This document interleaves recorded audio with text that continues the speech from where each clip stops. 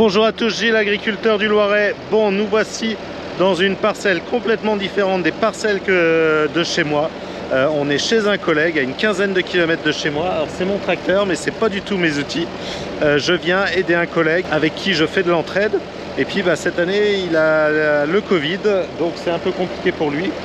Et donc je suis venu l'aider au travail pour préparer les terres pour le maïs. Alors une technique complètement différente de chez moi. On va regarder ça, c'est avec un rotavator, donc c'est l'équivalent d'un motoculteur qu'on peut avoir dans le jardin, une sorte de fraise.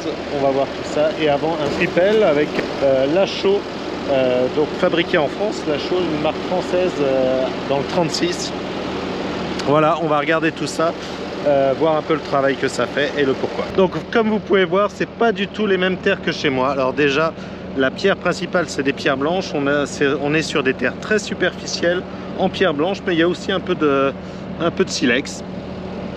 Beaucoup moins, c'est plutôt de la pierre blanche. Et une terre qui est complètement différente, un peu plus argileuse, moins de limon, un peu plus sableuse aussi.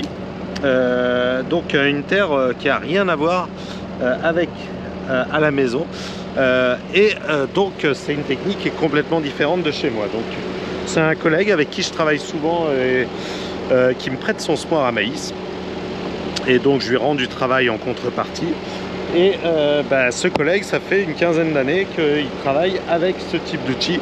Donc en très simplifié, c'est-à-dire qu'il fait un passage avec un coup de dent et un coup de rotavator, et puis ensuite directement le suivre. Alors l'objectif du rotavator, c'est de broyer un petit peu tout, de faire de la terre fine, et l'objectif de l'outil de vent, c'est rouvrir la terre devant. On peut voir, on descend pas très creux, mais on va descendre à peu près à une vingtaine de centimètres, 15-20 cm à peu près ici. L'objectif étant de faire de la terre fine, et derrière le rotavator, lui, il va broyer tout ça, il va réussir à enlever toutes les mauvaises herbes aussi. Alors elles ont déjà été traitées avec un coup de Roundup, mais ça va finir de les retravailler.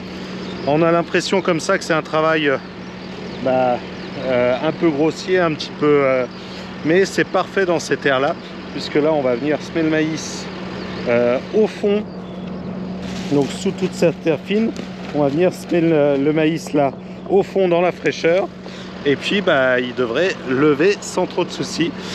Le problème de ces terres ici, c'est que c'est des terres qui sont très séchantes, où il faut essayer de limiter au maximum le travail du sol, parce que pour essayer de limiter les coûts et apporter de l'eau dès que ça sèche un petit peu. Donc là, la rotation, c'est souvent orge de printemps et maïs, donc et beaucoup travailler avec ces outils là, puisque c'est des terres qui n'ont pas de, comment dire, moi je pourrais pas le faire chez moi dans les limons, parce que tout de suite avec le rotavator on lisserait le fond, on ferait une semelle toute lissée, alors que ici on n'a pas ce souci là. Le fait que ce soit des terres blanches, on n'aura pas cette semelle, puisque c'est des terres qui n'ont pas cette mémoire au niveau du travail du sol. Donc on peut se permettre ce genre de choses, on peut se permettre de faire du simplifié comme ça. Alors que chez moi, si je fais ça, c'est sûr, j'aurai lissé tout le fond, et lorsqu'on viendra avec, dès qu'il pleuvra, ça descendra plus, les racines ne descendront plus. Donc voilà, là c'est vraiment une technique qui est adaptée à ces terres. Ça fait 15, 20, 30 ans qu'il doit faire cette technique là, et je trouve qu'elle fonctionne plutôt bien.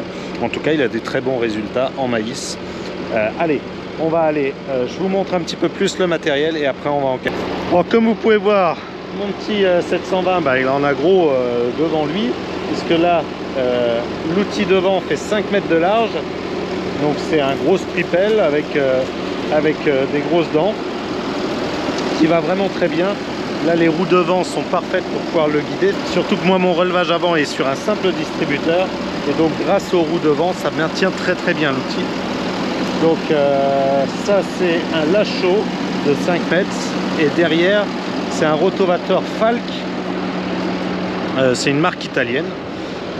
Donc un gros rotavator, concrètement c'est des lames qui vont venir tourner et venir retravailler le sol, et la particularité de ce rotavator, souvent on a de la terre qui colle ici, là, comme un petit peu là, et c'est ça qui limite le rotavator. Il devient relativement dur et on perd de la puissance.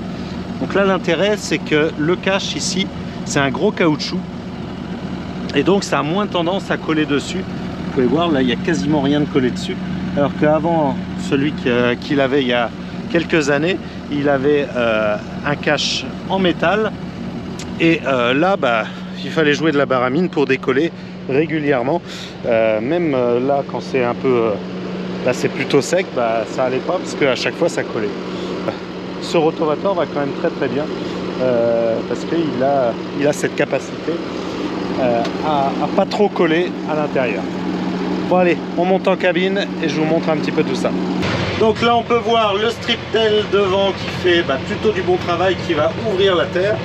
Alors je le monte ou je le baisse en fonction de... voilà, donc là c'est la bonne profondeur. Là on voit qu'il fait pas mal de terre fine. Et derrière, le rotavator qui va venir rebalayer tout ça, recasser toutes les mottes. Et c'est vrai que ça projette un petit peu de terre au fond, mais ça fait du très très bon boulot.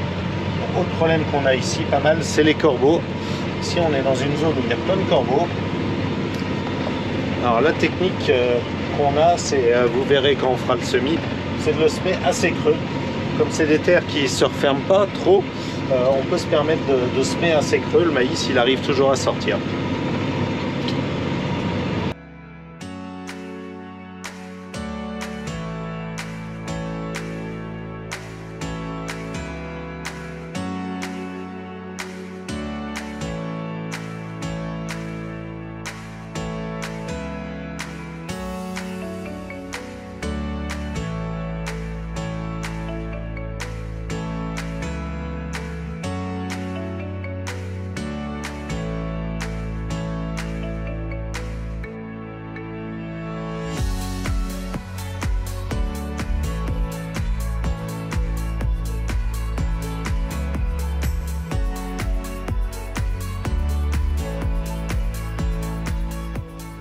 Bon, là je suis en train de faire les fourrières et on revient sur ce qu'on a commencé ce matin.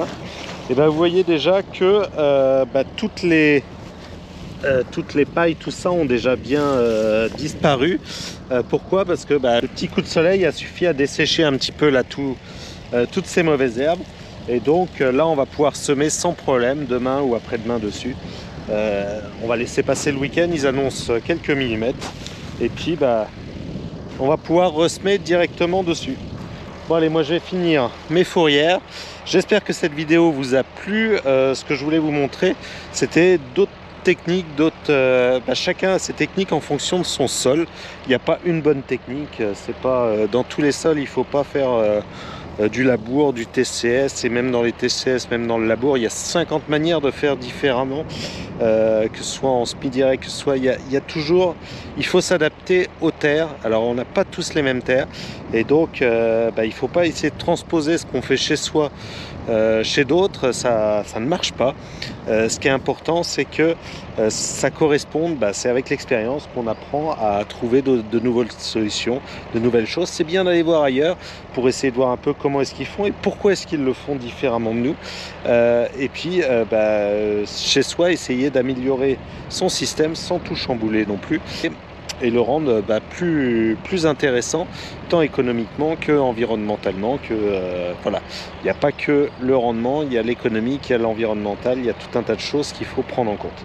Voilà, c'était mon objectif de vous montrer un peu cette vidéo sur quelque chose de complètement différent en termes de travail du sol par rapport à ce que je fais. Bon allez, moi je vous dis à samedi prochain pour une nouvelle vidéo, et puis en attendant, portez-vous bien. Allez, à bientôt.